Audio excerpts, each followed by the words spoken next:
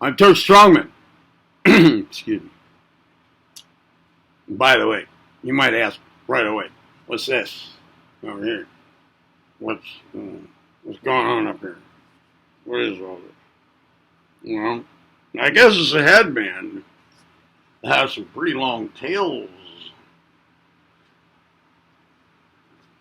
I had a torn bed sheet that I was laying on, torn crosswise, about 2 feet from one end. I didn't want to just throw it away. And I ripped off that one end,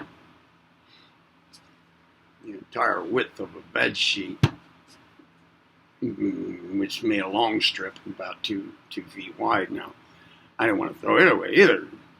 I tied it around my head like this. I love it. I'm having a relationship with this thing today. Oh, there you are. I'm looking at my own thing, my own eyes. There you are. Okay. That's what's going on with this. I'm having fun with it. So, before we continue, if you haven't subscribed to this channel yet, thank you for selecting this video on, what am I going to call it? The Divine Romance, maybe. It's romantic. This is about romance. You like romance? Okay. Subscribe to the channel. Activate the notification bell feature. If you liked the video, give it a thumb up. If you didn't like it, give it the other thumb up. Share the joy of the channel with others. Blah, blah, blah. Okay. All right. Look, I made a video some while back, and I posted it. Looks like it's been online here in my channel for about 2 months. I thought it was longer. It's called How Do Romantic Relationships Relate to True Self-Mastery? Oh, I know why. I think it was longer ago. I uploaded it 2 months ago, but I made it much longer ago, the video. How do romantic relationships relate to true self-mastery? This does not, the name of the video does not indicate that it's a video about romance with the divine, romantic type relationship with the divine. But there is reference to that, isn't it? In the context of, that's the ultimate level of a romantic relationship. A less ultimate level, in fact, I guess the least ultimate level would be the physical aspect of a romantic relationship with a fellow human being. And I suggest, and I think quite accurately so, that the spiritual function of a romantic relationship at its physical and mental and astral plane aspects serves, when it's working well, when it's not a control situation, one person over another, but it serves to ready us, prepare us, get us in gear for, give us practice with such relationships, such that we can move on up the scale into the higher plane manifestations, instantiations, levels, phases of such relationship, to the opposite pole of them from just the physical and chemical affinity pole of those relationships, to romantic relationship with the divine, where, the idea of an orgasm would be cosmic orgasm, experience of and participation in cosmic orgasm. So it's in that video. But this one now is not going to refer to romantic relationships that may lead up to that ultimate. It is about that ultimate. Starting now. Now, I'm kind of winging this. In fact, I am. I made the decision to make this video about 2 minutes before I clicked on record. So, bear with me while I think my way through. Please, think it through with me. When I have to pause, you take the pause. Don't wait for me. Process the information up to that pause for yourself. Try to anticipate what might come next while I'm doing it. Let's do this together. Let's have an intimate relationship going on here. In the follow through. Okay. And cosmic orgasm. That kind of sounds to me right off the bat as, you've heard of the Big Bang. That sounds like a moment of cosmic orgasm to me. In fact, if it is true that there was a physical universe Big Bang, a moment when the physical universe got into motion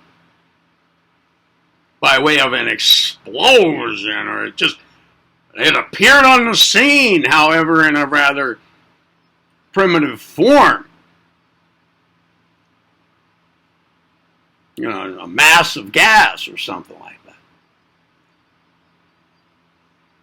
Well, if it is true that that was not the first instance of such a thing, but that was the physical appearance of other affairs that had been underway for a long time, but just not physical. That was an outer manifestation of inner workings and goings on over a long period before. But of course, without things and their relations with one another, we cannot point to a period of time involved in what came before. But things move from inner to outer, from higher planes of vibration rates to lower.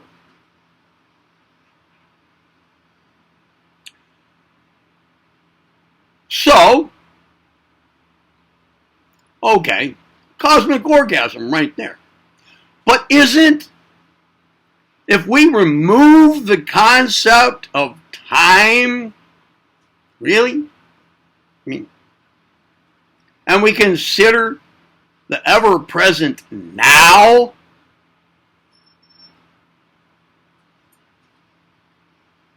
that things that are not now are either gone or are not yet.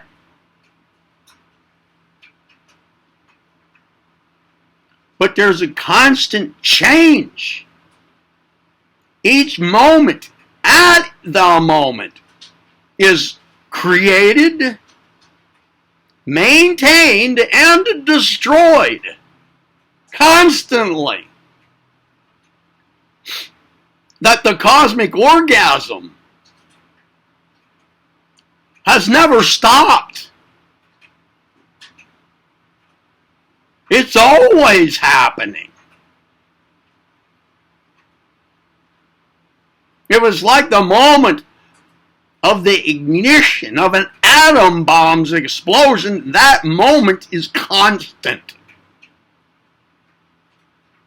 It continues. It's now. And we're in it. We're integral with it. So in this manner of speaking, along this direction of thought, we're always part of a cosmic orgasm happening. In fact, we're so much a part of it that it's pretty easy to not notice that, because there's nothing else with which to compare it. It'd be like saying everything is white. Well, then what is white?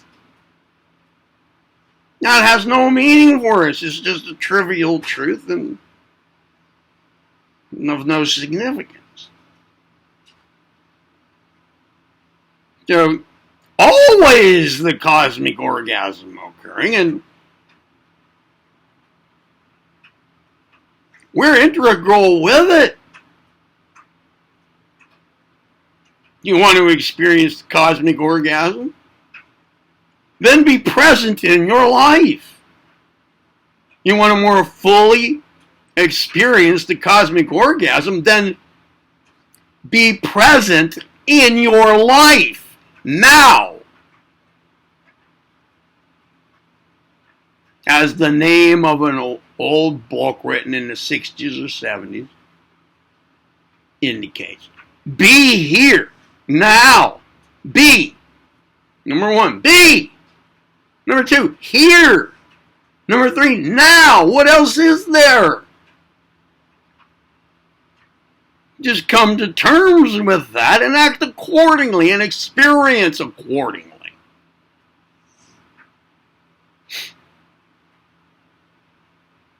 Now, where's the divine romance part of it? Well, that's your attitude about it. Look, if you're trying to find that cosmic orgasm in being here now, and you find that it somewhat eludes you, then maybe it's playing hide and seek with you.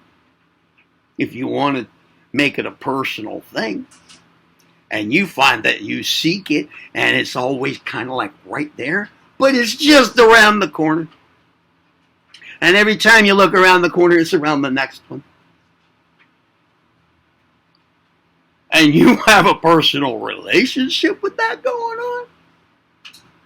Because you are present in your life. And what does your life involve? This cosmic orgasm happening. And you just can't quite find it. But you now know that it's right there. If you put that in terms of a romantic relationship with somebody else, and you find that somebody else sometimes has been playing hard to get, that fully grasping that the nature of that other person just always seems to be right around the corner. That's part of the romance, right? Then translate that into what I'm saying now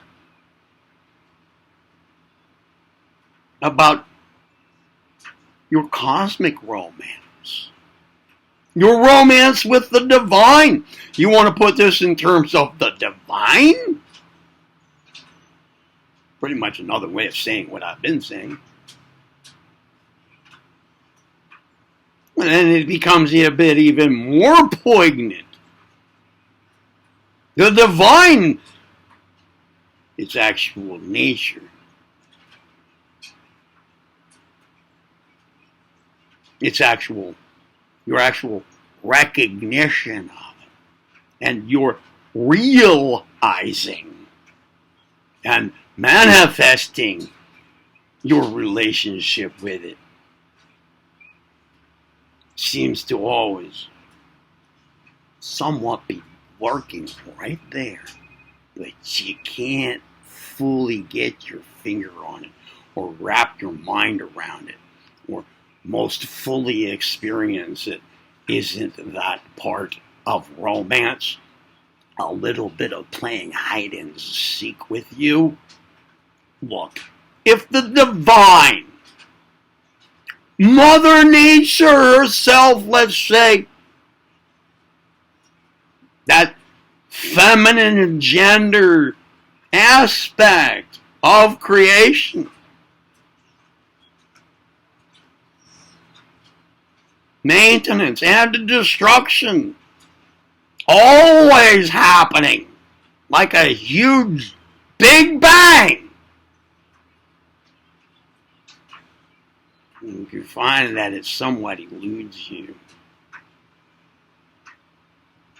Isn't that, in a sense, a very personal thing for you? And isn't it in the manner of just like if a young man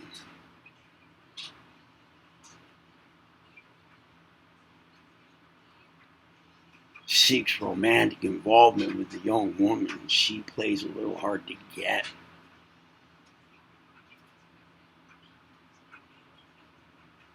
Doesn't that, if it's happening in a healthy manner, isn't that part of the romance?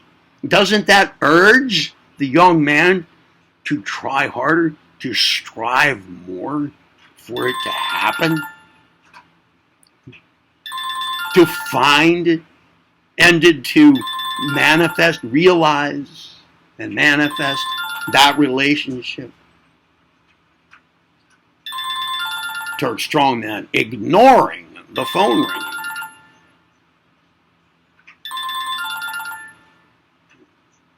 Why?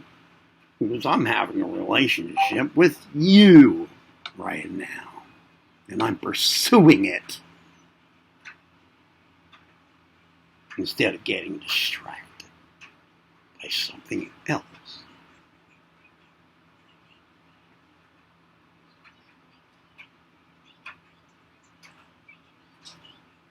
The divine romance, it's right there.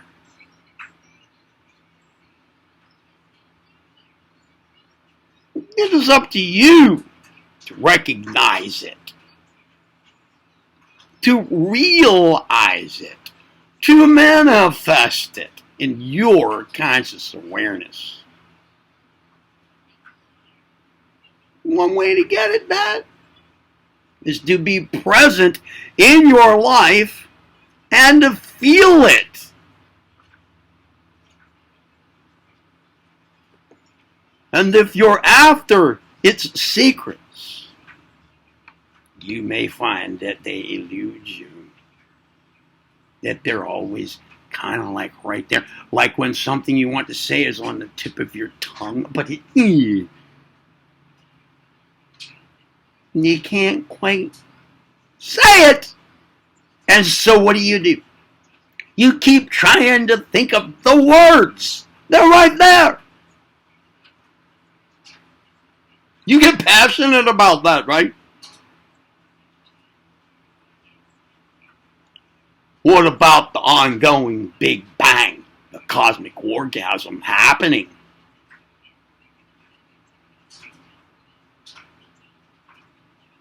You want to feel it? Then go ahead. It's there for you. You're part of it. You're part of it. Are you not among its offspring? Are you not fully engaged in it in all ways? Are you not a child of the universe? Involved in its constant creation, maintenance, and destruction ongoingly. Hmm?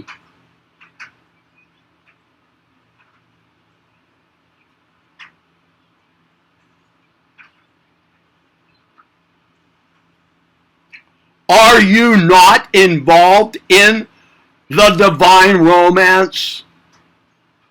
The only question is whether you realize that, whether you experience it,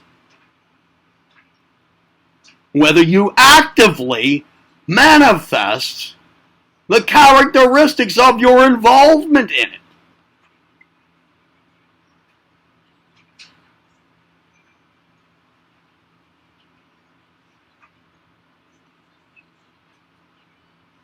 Emotionally, what is the ultimate and only characteristic of the divine? Love. You want to be personally involved in that? Then go ahead. Where are you going to find that? Within you. Because it is in you and you are in it. It's a mutually interpenetrating affair. And when I say mutually interpenetrating affair, that has a sexual connotation, doesn't it? Rightly so.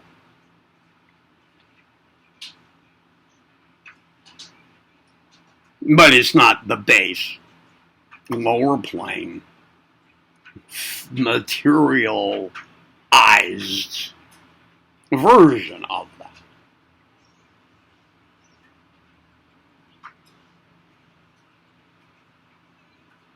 There.